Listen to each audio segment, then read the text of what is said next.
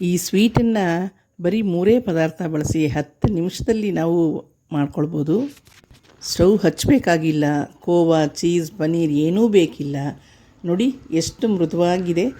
ಚಿಕ್ಕ ಮಕ್ಕಳಿಂದ ಹಿಡಿದು ದೊಡ್ಡವ್ರವರೆಗೆ ಎಲ್ಲರೂ ಆರಾಮಾಗಿ ತಿನ್ನಬಹುದಾದಂಥ ರುಚಿಯಾದ ಈ ಪೇಡಾನ ಹೇಗೆ ಮಾಡೋದು ಅಂತ ನೋಡೋಣ ಬನ್ನಿ. ಮೊದಲಿಗೆ ಈ ಪೇಡ ಮಾಡೋದಕ್ಕೆ ಏನೇನು ಪದಾರ್ಥಗಳು ಬೇಕು ಅಂತ ಬಿಡ್ತೀನಿ ಬನ್ನಿ. ಎಲ್ರಿಗೂ ನಮಸ್ಕಾರ. ಎಲ್ಲ ಹೇಗಿದ್ದೀರಾ? ಭಗವಂತ ಎಲ್ಲರೂ ಚೆನ್ನಾಗಿಟ್ಟಿರಲಿ ಅಂತ ಕೇಳ್ಕೊಳ್ತೀನಿ. ನಾನು ಇಲ್ಲಿ 1 ಕಪ್ ಸಕ್ಕರೆನ ಪುಡಿ ಮಾಡ್ಕೊಂಡಿದ್ದೀನಿ, ಆದರೆ ಅದರಲ್ಲಿ ಅರ್ಧನೇ ಹಾಕೋದು ನಾನು. ಮತ್ತು ಅದೇ ಕಪ್ನಲ್ಲಿ 1 ಕಪ್ಪು ಮಿಲ್ಕ್ ಪೌಡ್ರ್ ತೊಗೊಂಡಿದ್ದೀನಿ. ಮತ್ತು ಅದೇ ಸೇಮ್ ಕಪ್ಪಲ್ಲಿ 1 ಕಪ್ಪು ತೆಂಗಿನ ತುರಿ ತೊಗೊಂಡಿದ್ದೀನಿ, ಪುಡಿ ಮಾಡಿರೋ ಅಂಥದ್ದು. ಇದೆಲ್ಲ ಒಂದೇ ಕಪ್ಪಲ್ಲಿ ಅಳತೆ ತೊಗೊಂಡಿರೋ ಅಂಥದ್ದು. ಮತ್ತು ಒಂದು 10 ಗೋಡಂಬಿ ತೊಗೊಂಡು ಅದನ್ನು ಡ್ರೈ ಫ್ರೈ ಮಾಡ್ಕೊಂಡಿದ್ದೀನಿ. ಮತ್ತು ಇದು ಪಿಸ್ತಾ, ಗೋಡಂಬಿ ಮತ್ತು ಬಾದಾಮಿ ಅದನ್ನೆಲ್ಲ ಪುಡಿ ಮಾಡ್ಕೊಂಡಿರೋದು. ಮತ್ತು ಸ್ವಲ್ಪ ಹಾಲು ತೊಗೊಂಡಿದ್ದೀನಿ. ಇದಿಷ್ಟನ್ನು ನಾನಿವತ್ತು ಪೇಡ ಮಾಡೋಕೆ ಅಂತಂದ್ಬಿಟ್ಟು ತೊಗೊಂಡಿರೋದು. ಮುಖ್ಯವಾಗಿ ಇದು 3 ಪದಾರ್ಥ. ಇಲ್ಲಿ ನಾನು ಎಲ್ಲನೂ 1 ಕಪ್ ಅಳತೆಯಲ್ಲಿ ತೊಗೊಂಡಿದ್ದೀನಿ. ಅಂತಂದರೆ ನಾನು ಸಕ್ಕರೆ ಮಾತ್ರ 1 ಕಪ್ ತೊಗೊಂಡಿದ್ರೂ ಸ್ವಲ್ಪ ಕಡಿಮೆನೇ ಹಾಕ್ತೀನಿ, ಎಷ್ಟು ಬೇಕಷ್ಟು. ಇನ್ನು ಹಾಲಿನ ಪೌಡ್ರ್ 1 ಕಪ್ಪು ಮತ್ತು ಕೋಕೋನಟ್ 1 ಕಪ್ ತೊಗೊಂಡಿದ್ದೀನಿ. ಇದು ನಿಮಗೆ ಒಂದೇ ಅಳತೆ ಆಗಬೇಕು. ಅದೊಂದು ಕಪ್ಪು, ಇದೊಂದು ಕಪ್ಪು. ಹಾಗೆ ನೀವು ಇನ್ನೂ ಹೆಚ್ಚಿಗೆ ಮಾಡ್ಕೋಬೇಕು ಅಂತ ಅನ್ನೋದಾದರೆ ಹೆಚ್ಚಿಗೆ ತೊಗೊಳ್ಳಿ, ಇಲ್ಲ ಕಡಿಮೆ ಮಾಡ್ಕೋಬೇಕು ಅನ್ನೋರು ಕಡಿಮೆ ತೊಗೊಳ್ಳಿ. ಈಗ ನಾನು ಒಂದು ಬೇಸಿನ್ಗೆ ಇದನ್ನೆಲ್ಲ ಹಾಕ್ಕೊಳ್ತಾ ಇದ್ದೀನಿ. ನಾನು ಇಲ್ಲಿ ಸಕ್ಕರೆ ಪುಡಿನ ಅರ್ಧ ಬಟ್ಲೆ ಹಾಕ್ಕೊಳ್ತಾ ಇರೋದು, ಇನ್ನು ಅರ್ಧ ಬಟ್ಲೆ ಹಾಗೆ ಇಟ್ಕೊಂಡಿದ್ದೀನಿ. ಮತ್ತು ಅದಾದಮೇಲೆ ನಾವು ಮಿಲ್ಕ್ ಪೌಡ್ರ್ ತೊಗೊಂಡಿದ್ವಲ್ಲ, ಮಿಲ್ಕ್ ಪೌಡ್ರು ಇಲ್ಲೇ ಸೇರಿಸ್ಬೇಕು ಇದ್ರ ಜೊತೆಯೇ. ನಿಮಗೆ ಮಿಲ್ಕ್ ಪೌಡರ್ ನಂದಿನಿ ಶಾಪ್ಗಳಲ್ಲೂ ಸಿಗುತ್ತೆ, ಬೇಕ್ರಿಗಳಲ್ಲೂ ಸಿಗುತ್ತೆ, ಅಥವಾ ಜನರಲ್ ಸ್ಟೋರ್ಗಳಲ್ಲೂ ಸಿಗುತ್ತೆ, ಪ್ಯಾಕೆಟ್ಗಳಲ್ಲೂ ಸಿಗುತ್ತೆ. ಈಗ 10 ರೂಪಾಯಿ 20 ರೂಪಾಯಿನ ಪ್ಯಾಕೆಟ್ಗಳಲ್ಲೂ ಸಿಗುತ್ತೆ. ಸಣ್ಣಕ್ಕೆ ತೆಂಗಿನಕಾಯಿ ತುರಿ ಮಾಡಿದ್ನಲ್ಲ ಅದನ್ನು ಹಾಕ್ಕೊಂಡಿದ್ದೀನಿ.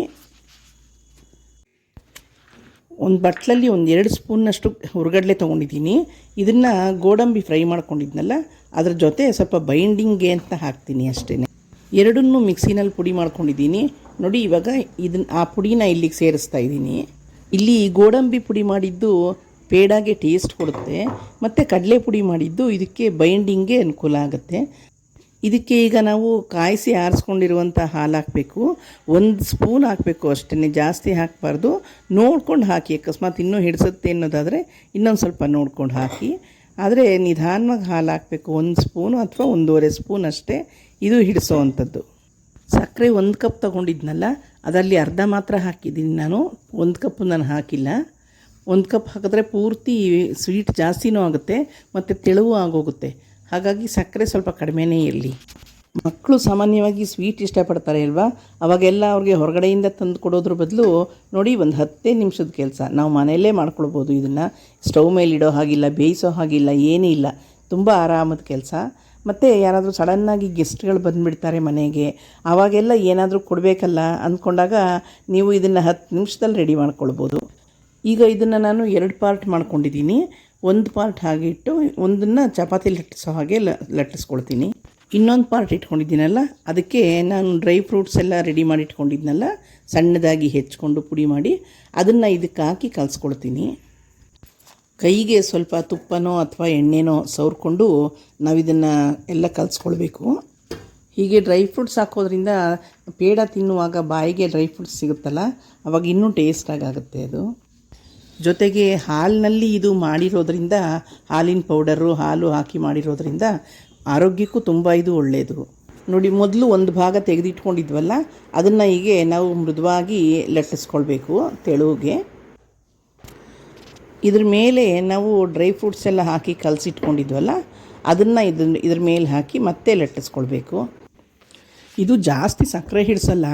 ನಾವು ಮಿಲ್ಕ್ ಪೌಡರು ಮತ್ತು ತೆಂಗಿನ ತುರಿ 1 ಕಪ್ ತೊಗೊಂಡ್ರೆ ಇದು ಸಕ್ಕರೆ ಮಾತ್ರ ನಮಗೆ ಅರ್ಧ ಕಪ್ಪೇ ಸಾಕು. ಯಾಕೆಂದರೆ ತೀರಾ ನಾವು ಜಾಸ್ತಿ ತೊಗೊಂಡ್ರೆ ಅದು ನಾವು ಕಲಿಸ್ತಾ ಇದ್ದಂಗೆ ತುಂಬ ತೆಳುವಾಗಿಬಿಡುತ್ತೆ. ಮತ್ತು ಸ್ವೀಟು ಅಷ್ಟೇ ತುಂಬ ಜಾಸ್ತಿ ಆಗುತ್ತೆ 1 ಕಪ್ ಅಂದರೆ. ಹಾಗಾಗಿ ನಾವು ಅರ್ಧ ಕಪ್ಪು ಸಕ್ಕರೆ ತೊಗೊಂಡ್ರೆ ಸಾಕು. ಮತ್ತು ಇದ್ರ ಮೇಲೆ ನೋಡಿ, ಇನ್ನೊಂದು ಸ್ವಲ್ಪ ಬೇಕಿದ್ದರೆ ಡ್ರೈ ಫ್ರೂಟ್ಸ್ ಹಾಕ್ಕೊಂಡು ನಾವು ಹೀಗೆ ಸುತ್ಕೋಬೇಕು. ಇದನ್ನು ಕೈಗೆ ಸ್ವಲ್ಪ ತುಪ್ಪ ಅಥವಾ ಎಣ್ಣೆ ಸವರ್ಕೊಂಡು ನಾವು ಇದನ್ನು ಸ್ವಲ್ಪ ನೀಟಾಗಿ ರೋಲ್ ಮಾಡ್ಕೋಬೇಕು, ಬಿರುಕು ಇಲ್ಲದೆ ಇರೋ ಹಾಗೆ. ಮನೆಯಲ್ಲಿ ಚಿಕ್ಕ ಪುಟ್ಟ ಫಂಕ್ಷನ್ನೋ ಪೂಜೆನೋ ಏನಾದರೂ ಸತ್ಯನಾರಾಯಣ ಸ್ವಾಮಿ ಪೂಜೆನೋ ಏನಾದರೂ ಇಂಥದ್ದು ಮಾಡಿದಾಗ ನಾವೇ ಇದನ್ನು ಮನೆಯಲ್ಲಿ ಮಾಡ್ಕೊಂಡು ಇಟ್ಕೊಳ್ಬೋದು. ಲಾಡು, ಮೈಸೂರು ಪಾಕು, ಜಾಂಗೀರು ಇಂಥದ್ದೆಲ್ಲದಕ್ಕಿಂತ ಸ್ವಲ್ಪ ಡಿಫ್ರೆಂಟ್ ಆಗಿರುತ್ತೆ ಮತ್ತು ಮನೇಲೇ ಮಾಡೋದರಿಂದ ಹೈಜೆನಿಕ್ ಆಗೂ ಇರುತ್ತೆ. ಮಾಡಿಟ್ಕೊಂಡ್ರೆ ಫ್ರಿಡ್ಜ್ನಲ್ಲಿ ನಾವು ಒಂದು ವಾರದವರೆಗೂ ಇದನ್ನು ಇಡ್ಬೋದು, ಕೆಡಲ್ಲ, ಚೆನ್ನಾಗಿರುತ್ತೆ. ನೋಡಿ, ನಾವು ಕೈನಲ್ಲಿ ಹೀಗೆ ಉರುಳಿಸ್ಕೊಂಡು ಸ್ವಲ್ಪ ಸರಿ ಮಾಡಿಕೊಂಡ್ರೆ ಬಿರುಕಿದ್ದಿದ್ದೆಲ್ಲ ನೋಡಿ ನೀಟಾಗಿ ಬರುತ್ತೆ. ಹೀಗೆ ಅದನ್ನು ನಾವು ಈಗ ರೌಂಡಾಗಿ ಕಟ್ ಮಾಡ್ಕೊಳ್ಳೋಣ. ನಿಮಗೆ ಯಾವ ಶೇಪಲ್ಲಿ ಬೇಕೋ ಆ ಶೇಪಲ್ಲಿ ನೀವು ಕಟ್ ಮಾಡ್ಕೋಬೋದು. ರೌಂಡ್ ಶೇಪಲ್ಲಿ ಬೇಕಿದ್ದರೂ ಕಟ್ ಮಾಡ್ಕೋಬೋದು, ಇಲ್ಲ ಒಂಥರ ಸ್ಕ್ವೇರ್ ಥರ ಮಾಡಿ ಸ್ಕ್ವೇರ್ ಥರ ಬೇಕಿದ್ದರೂ ಕಟ್ ಮಾಡ್ಕೊಳ್ಬೋದು. ನೋಡಿ ಎಷ್ಟು ಚೆನ್ನಾಗಿ ಬಂದಿದೆ. ಒಳಗಡೆ ಎಲ್ಲ ಡ್ರೈ ಫ್ರೂಟ್ಸ್ ಇರೋದ್ರಿಂದ ನೋಡೋಕ್ಕೂ ಚೆನ್ನಾಗಿದೆ, ಹಾಗೆ ಟೇಸ್ಟು ತುಂಬ ಚೆನ್ನಾಗಿರುತ್ತೆ. ನೀವು ಒಂದು ಸಲ ಮನೇಲಿ ಟ್ರೈ ಮಾಡಿ ನೋಡಿ, ಹೇಗೆ ಬಂತು ಅಂತ ಕಮೆಂಟ್ ಬಾಕ್ಸ್ನಲ್ಲಿ ತಿಳಿಸಿ, ಆಯಿತಾ? ನನ್ನ ಚಾನಲ್ನ ಮೊದಲನೇ ಸಲ ನೋಡ್ತಾ ಇರೋವಂಥ ಎಲ್ಲರೂ ದಯವಿಟ್ಟು ನನ್ನ ಚಾನಲ್ನ ಸಬ್ಸ್ಕ್ರೈಬ್ ಮಾಡ್ಕೊಂಡು ನೋಡಿ ಅಂತ ಕೇಳ್ಕೊಳ್ತೀನಿ. ಹಾಗೆ ವಿಡಿಯೋ ನಿಮಗೆ ಇಷ್ಟ ಆಗಿದರೆ ದಯವಿಟ್ಟು ಲೈಕ್ ಮಾಡಿ ಮತ್ತು ನಿಮ್ಮ ಕಮೆಂಟ್ನ ಬರೀರಿ. ನಿಮಗೆ ಏನು ಅನ್ನಿಸ್ತು ವಿಡಿಯೋ ನೋಡಿ, ಏನು ಅನ್ನಿಸ್ತು, ನಾನು ಮಾಡಿದ ಈ ಸ್ವೀಟ್ ನೋಡಿ ನಿಮಗೆ ಇಷ್ಟ ಆಯಿತಾ, ಮನೇಲಿ ನೀವು ಮಾಡಿಕೊಂಡ್ರ ಅದನ್ನು ನನಗೆ ಕಮೆಂಟ್ ಮೂಲಕ ತಿಳಿಸ್ಕೊಡಿ, ಆಯಿತಾ? ನಿಮ್ಮ ಕಮೆಂಟ್ಗಳಿಗೋಸ್ಕರ ಕಾಯ್ತಾ ಇರ್ತೀನಿ.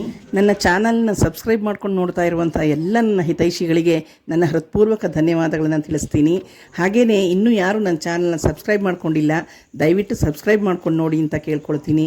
ಹಾಗೂ ನಿಮಗೆ ಈ ವಿಡಿಯೋ ಇಷ್ಟ ಆದರೆ ಲೈಕ್ ಮಾಡಿ, ಬೇರೆಯವ್ರಿಗೂ ಶೇರ್ ಮಾಡಿ ಅಂತ ಹೇಳ್ತಾ ಇಲ್ಲಿಗೆ ಈ ವಿಡಿಯೋನ ಮುಗಿಸ್ತೀನಿ. ಮುಂದಿನ ವಿಡಿಯೋದಲ್ಲಿ ಸಿಗೋಣ ಅಲ್ಲ? ಎಲ್ರಿಗೂ ಒಳ್ಳೆಯದಾಗಲಿ. ನಮಸ್ಕಾರ.